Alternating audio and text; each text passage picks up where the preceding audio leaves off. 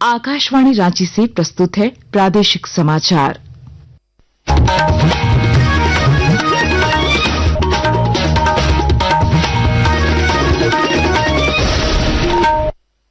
नमस्कार। प्रादेशिक समाचारों के साथ मैं प्रियंका। पहले मुख्य समाचार। झारखंड अधिविद्य परिषद ने 10वीं बोर्ड का जारी किया रिजल्ट। 91.71% विद्यार्थी हुए सफल, लड़कियों ने मारी बाजी। जस्टिस तरलोक सिंह चौहान होंगे झारखंड हाईकोर्ट के मुख्य न्यायाधीश, सुप्रीम कोर्ट कॉलेजियम ने की सिफारिश। मुख्यमंत्री हेमंत सोरेन आज विधि व्यवस्था को लेकर रांची में करेंगे उच्च स्तरीय समीक्षा बैठक। राज्य के सभी आला अधिकारी होंगे शामिल। राज्य में लागू होगी राहगीर योजना। सड़क दुर्घटना के शिकार व्यक्ति को प्राथमिक स्वास्थ्य केंद्र तक ले जाने वाले को दिया जाएगा 25,000 रूपये का इनाम। और झारखंड राज्य ओपन एथलेटिक्स चैंपियनशिप के पुरुष वर्ग में बोकारो और महिला वर्ग में धनबाद ने खिताब पर जमाया कब्जा। और अब समाचार विस्तार से। झारखंड अधिविद्य परिषद जैक ने आज 10वीं बोर्ड परीक्षा का परिणाम घोषित कर दिया। शिक्षा मंत्री रामदास सोरेन ने जैक सभागार में रिजल्ट जारी किया। इस साल परीक्षा में 91.71% विद्यार्थियों ने सफलता हासिल की है। इस साल परीक्षा में 4,31,488 विद्यार्थी शामिल हुए थे, जिनमें से 3,95,755 छात्र सफल हुए हैं। इस बार कोडरमा, पाकुड़, जामताड़ा, लातेहार और साहिबगंज जिला का बेहतर प्रदर्शन रहा है। इस बार भी लड़कियों का पास प्रतिशत लड़कों के मुकाबले बेहतर रहा है। छात्र जैक बोर्ड की आधिकारिक वेबसाइट jack.jharkhand.gov.in पर या डिजी लॉकर पर अपना रिजल्ट देख सकते हैं। हिमाचल प्रदेश उच्च न्यायालय के वरिष्ठ न्यायाधीश जस्टिस तरलोक सिंह चौहान को झारखंड हाईकोर्ट का नया मुख्य न्यायाधीश नियुक्त किए जाने की सिफारिश सुप्रीम कोर्ट कॉलेजियम ने की है। कॉलेजियम की बैठक में झारखंड सहित मध्य प्रदेश, दिल्ली और पटना हाईकोर्ट के लिए भी मुख्य न्यायाधीशों की नियुक्ति की सिफारिश की गई। राज्य की विधि व्यवस्था को लेकर मुख्यमंत्री हेमंत सोरेन आज उच्च स्तरीय समीक्षा बैठक करेंगे। झारखंड मंत्रालय में दोपहर 2 बजे से आयोजित इस बैठक में मुख्य सचिव, गृह सचिव, डीजीपी सहित अन्य पुलिस पदाधिकारी उपस्थित रहेंगे। बैठक में विधि व्यवस्था को लेकर 16 एजेंडों पर समीक्षा की जाएगी। राज्य में सरना धर्म कोड को लेकर सियासी घमासान तेज हो गया है। कांग्रेस के धरना प्रदर्शन के बाद आज झामुमो की ओर से सभी जिला मुख्यालयों में प्रदर्शन किया जा रहा है। पार्टी के केंद्रीय महासचिव सुप्रियो भट्टाचार्य ने कहा है कि सरना धर्म कोड के बिना राज्य में जातीय जनगणना नहीं होने दी जाएगी। चाहे बंगाल हो चाहे उड़ीसा हो, क्योंकि बंगाल विधानसभा ने भी सारी सरना धर्म को मान्यता दी है। हमारे राज्य विधानसभा ने इस पर अपनी बातें, अपना धारणा बनाया है, प्रस्ताव पारित किया है। तो जब भी जनगणना हो, जाति जनगणना के साथ साथ सरना धर्म कोड का भी इस्तेमाल हो, आदि धर्म कोड का भी इस्तेमाल हो, तभी जनगणना को शुरू किया जाए। अन्यथा आधे अधूरी जनगणना का हम लोग विरोध करते। इधर कांग्रेस पार्टी ने सरना धर्म कोड की मांग को लेकर दिल्ली के जंतर मंतर पर प्रदर्शन करने की घोषणा की है। पार्टी के प्रदेश प्रभारी के राजू ने कहा है कि कांग्रेस का एक प्रतिनिधिमंडल इस मसले पर राष्ट्रपति से भी मिलेगा। कांग्रेस लीडर्स दिल्ली जाएंगे, राष्ट्रपति को मिलेंगे, राष्ट्रपति को हम एक्सप्लेन करेंगे, कन्विंस करने के लिए हम कोशिश करेंगे क्यों सरना धर्म कोड इंक्लूड करना। इधर भाजपा ने कांग्रेस और झामुमो पर सरना धर्म कोड को लेकर जनता को दिग्भ्रमित करने का आरोप लगाया है। पार्टी विधायक सीपी सिंह ने रांची में पत्रकारों से बातचीत में कहा कि दोनों सत्तारूढ़ दल सरना धर्म कोड पर राजनीति कर रहे हैं। जो जातीय जनगणना कराने का निर्णय केंद्र की सरकार ने लिया है, तो सरना धर्म कोड लागू करने के बाद या उसके लिए जनगणना में शामिल करने के लिए मांग की जा रही है, तो स्वाभाविक रूप से केंद्र सरकार उस पर कोई न कोई विचार करेगी, निर्णय लेगी ही। लेकिन ये लोग राजनीति अभी से शुरू कर दिया। झारखंड में सड़क सुरक्षा को बढ़ावा देने और दुर्घटनाओं के दौरान समय पर सहायता पहुंचाने की केंद्र की पहल के अनुरूप राहगीर योजना लागू की जाएगी। इस योजना को राज्य में शुरू करने की कवायद विभागीय स्तर पर शुरू कर दी गई है। इस योजना के तहत सड़क दुर्घटना के शिकार व्यक्ति को प्राथमिक स्वास्थ्य केंद्र तक ले जाने वाले को राज्य सरकार द्वारा 25,000 रूपये का इनाम दिया जाएगा। यह निर्णय प्रधानमंत्री नरेंद्र मोदी द्वारा मन की बात कार्यक्रम के दौरान किए गए आह्वान के बाद लिया गया है, जिसमें उन्होंने सड़क दुर्घटनाओं की बढ़ती संख्या पर चिंता व्यक्त की और त्वरित चिकित्सा हस्तक्षेप के महत्व पर जोर दिया। आकाशवाणी के ताजा तरीन समाचारों के लिए आप हमारी वेबसाइट newsonair.gov.in पर लॉग ऑन कर सकते हैं।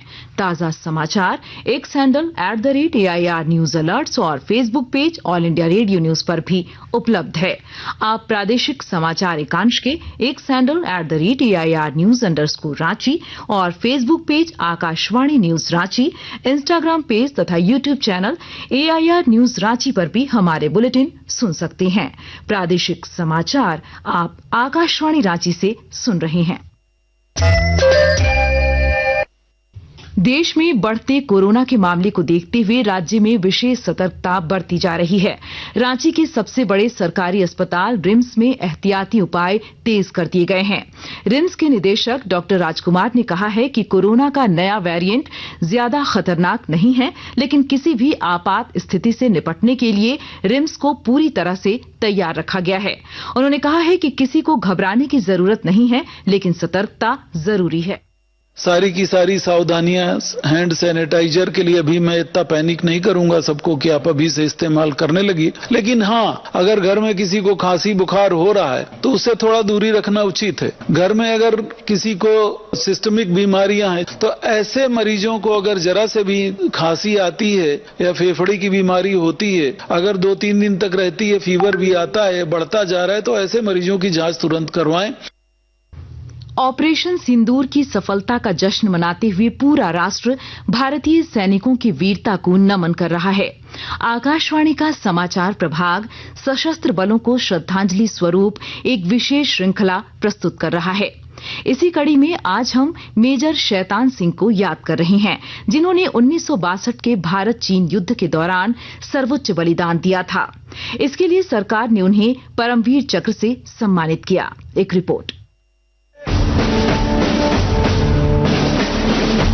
दिसंबर 1924 में राजस्थान के जोधपुर में जन्मे मेजर शैतान सिंह साल 1949 में सेना की कुमाऊं रेजिमेंट में भर्ती हुए। 1962 में भारत चीन युद्ध के दौरान मेजर शैतान सिंह ने 13 कुमाऊं रेजिमेंट की सी कंपनी का नेतृत्व किया और 5000 मीटर की ऊंचाई पर स्थित रेजांगला में एक रणनीतिक स्थान पर कब्जा किया। 18 नवंबर की सुबह चीन ने इस स्थान पर बड़ा हमला किया। उस समय इस जगह पर कंपनी की 5 पलटनें मौजूद थीं। जब दुश्मन सैनिक पहाड़ी नालों से आगे बढ़े तो भारतीय सैनिकों ने विनाशकारी गोलाबारी कर दुश्मन के छक्के छुड़ा दिए।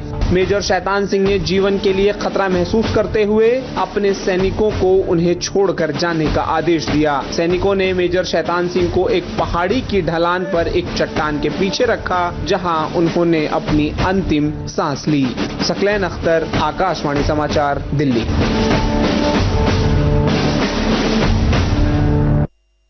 बोकारो के चास बाजार को जाम से मुक्त कराने की पहल तेज कर दी गई है और जानकारी दे रहे हैं हमारे संवाददाता। सड़क किनारे अतिक्रमण आम बात हो गई है। बोकारो के व्यस्त बाजार चास में अतिक्रमण के कारण अक्सर जाम लगी रहती है। जाम से वाहन चालकों को तो परेशानी होती ही है, साथ ही साथ व्यवसायियों के व्यवसाय पर भी प्रतिकूल असर पड़ता है। व्यवसायियों की मांग पर पुलिस अधीक्षक मनोज स्वर्गियारी ने चास बाजार का निरीक्षण किया। निरीक्षण के बाद एसपी ने कहा, सड़क को अतिक्रमण मुक्त कराया जाएगा। साथ ही चास नगर निगम के माध्यम से बाजार में पार्किंग की व्यवस्था भी कराई जाएगी। मनोज कुमार, आकाशवाणी समाचार, बोकारो। सर्राफा बाजार में आज रांची में 22 कैरेट सोने का भाव 89,300 रुपए प्रति 10 ग्राम है, जबकि चांदी की कीमत 1,04,000 रुपए प्रति किलो है। घरेलू शेयर बाजार सेंसेक्स और निफ्टी आज कमजोर एशियाई संकेतों के बीच मंदी के साथ खुले। शुरुआती कारोबार में आईटी, ऑटो, वित्तीय सेवाओं और फार्मा क्षेत्र के शेयरों में बिकवाली देखी गई। सुबह के कारोबार में सेंसेक्स 773 अंक गिरकर 81,403 पर आ गया, जबकि निफ्टी 214 अंक गिरकर 24,786 पर आ गया। मौसम विभाग ने राज्य के विभिन्न इलाकों में 1 जून तक बारिश का पूर्वानुमान व्यक्त किया है। 29 और 30 मई को कई हिस्सों में भारी बारिश का येलो अलर्ट जारी किया गया है। बोकारो के चंदन क्यारी स्टेडियम में आयोजित 2 दिवसीय झारखंड राज्य ओपन एथलेटिक्स चैंपियनशिप के पुरुष वर्ग में बोकारो और महिला वर्ग में धनबाद ने खिताब हासिल किया। पुरुष वर्ग में पूर्वी सिंहभूम दूसरे स्थान पर रहा, जबकि महिला वर्ग में बोकारो उप विजेता रहा। पुरुष वर्ग में बोकारो के शिबू सोरेन और महिला वर्ग में गुमला की सुप्रीति कच्छप सर्वश्रेष्ठ एथलीट चुने गए। और अब अंत में मुख्य समाचार एक बार फिर। झारखंड अधिविद्य परिषद ने 10वीं बोर्ड का जारी किया रिजल्ट। 91.71% विद्यार्थी हुए सफल, लड़कियों ने मारी बाजी।